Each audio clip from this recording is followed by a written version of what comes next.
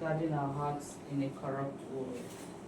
You all agree with me that we are in a time and we are in a season where so many strange things are happening, where so many corrupt things are taking place, and it's very challenging for believers of Christ to be able to overcome, and live in accordance to the expectation of God. We are in a world that is filled with confusion. We are in a world that is filled with immorality. We are in a world that is filled with deception, hatred, jealousy, and what have you. People are becoming heartless by the day. People are becoming terrible by the day. People can do just anything. When you on your phone and open the news, you see, different heartbreaking news of events that are happening or events that have taken place. These are the kind of society we found ourselves in. This is the kind of world that we found ourselves in, because back in the days, things were minimal. Things were not as bad as it used to be now. The morality back then was a little bit better compared to now. Back then, when children are deviating, they hide it. They don't allow anybody to know until when it has gotten to a particular level, or when they have grown to a level that nobody can actually do some things to them. But these days, you see children deviating, and they don't even hide it anymore, because the consequences are not there like it used to be. Everybody is just living his own life. You see children, small children smoking on the road, and some of them doing drugs. Even when they see you, say it's you that will give them space, just to pass. Unlike before, when those kind of things are happening, you rarely see people outside doing that kind of thing. They hide. So we are in a world, we are in an immoral world. Everywhere, when you talk to social media, entertainment industry, our place of work, even our friendship, there's constant attack on good values and morality. When you look at social media, you see the kind of things that pop up on your FYP. It promotes what is it called, immorality. What about our entertainment industry? They promote immorality. So we live in a corrupt world, and as believers, it's very challenging to be able to overcome and stay focused. Let's open our Bible to Proverbs chapter 4 verse 23. Proverbs 4:23.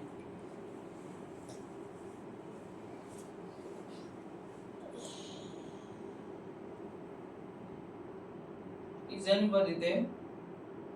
Proverbs 4:23 said, "Guard your heart with all diligence, for out of it springs the issues of life." The very important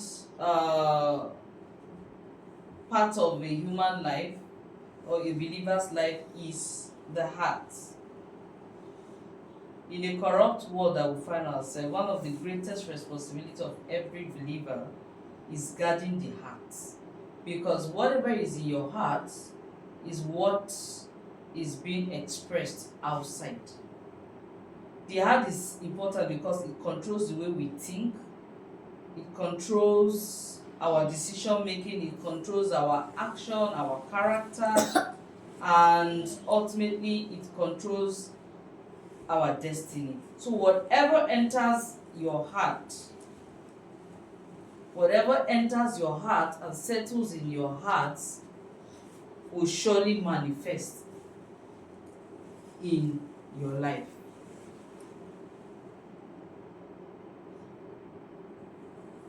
The heart determines the direction of life. Before any action becomes public, before people do what they are doing, it was already in their heart. They've concealed it in their heart before it started manifesting. Lust begins in the heart.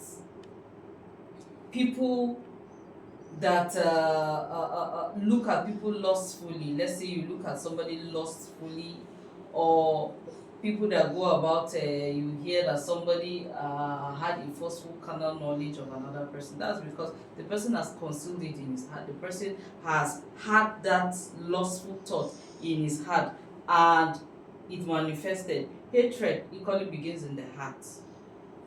You see somebody who just dislike another person for just for no reason, probably because the person is doing well than he or she, or because they feel that the person has attained a particular level. Just like that, you see somebody who just hates you for no reason. To you, the person is hating you unjustly because you don't have any business with the person. But somebody will just see that, why is this thing happening to this person? What's so special about this my neighbor? Are we not living in the same compound? Are we not doing the same jobs? Are we not doing the same thing? Are we not going to the same church? So why are things working well for this particular person? Before you know it, the person, somebody will begin to develop hatred towards another person because he or she has nurtured it in his heart. Pride begins in the heart.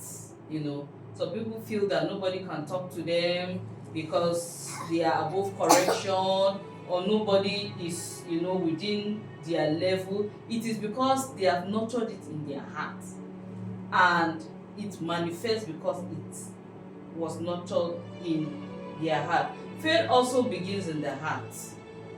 Faith also begins in the heart.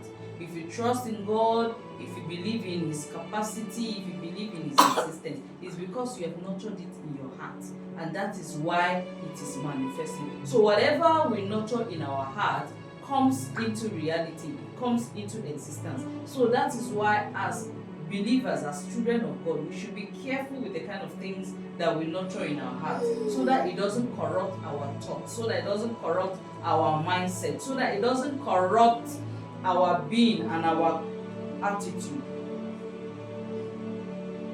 Because a corrupted heart eventually produces a corrupted lifestyle. Matthew 15:19 says, out of heart comes evil thoughts. Out of heart comes evil thought. You hear in the news that somebody just went to a classroom and shot multiple people, or somebody was stabbed. Before people commit those kind of crimes, they've already sat down, they've thought about it. You hear somebody, there was an attempted murder, somebody has sat down, they've thought about it before they even carried out the plan of how to go about those evil acts. So whatever people exhibit, it is already nurtured in their heart. The world is constantly feeding the heart. The world we live in today is constantly feeding the hearts of people, especially social media. Social media is a tool, is one of the tools that is being used, or that is used today, to constantly feed the people's heart, either positively or negatively. But the negative impact of social media is more, and it is only the wise, it is only those that know what they are pursuing that choose to imbibe only the positive aspect of it. People come on social media and say all manner of things. Somebody will just wake up and start criticizing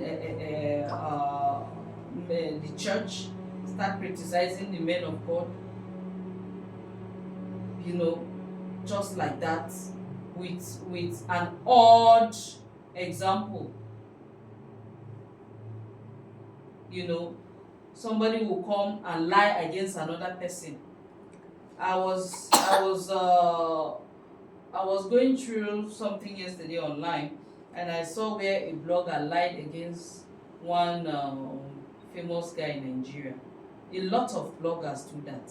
In fact, this one happened, let me say, happened to me a kind of indirectly. Back in the days when we were still in school, before we graduated from the university, my friend lost her younger brother. He was a medical doctor. He was already serving, and then he came for his introduction. He came for his introduction to pay bride price and other things. So after the occasion, I think he passed the night, and then the next day, I can't remember if he passed the night but the next day he was going back to his destination, and then he got involved in an accident and he died. He died. All of a sudden, we just sat down and we saw his pictures going viral on social media, that he and his fiancée drowned in one of the dams, that they drowned in a car, that they were having a romantic moment inside the car, and then they drowned in one of the dams. It was it was strange, because I've seen people posting negative things about other people, but this one happened, it's something I was familiar with, it was something I was aware of. But look at how the narrative changed. We have to start attacking the person that posted that thing before the post went off. So the kind of information that social media feed to people is something else. If you are not careful, you just find yourself, indulging in some things that you are not supposed to. In social media, you see somebody will wake up and tell you, go and put money under your pillow, and then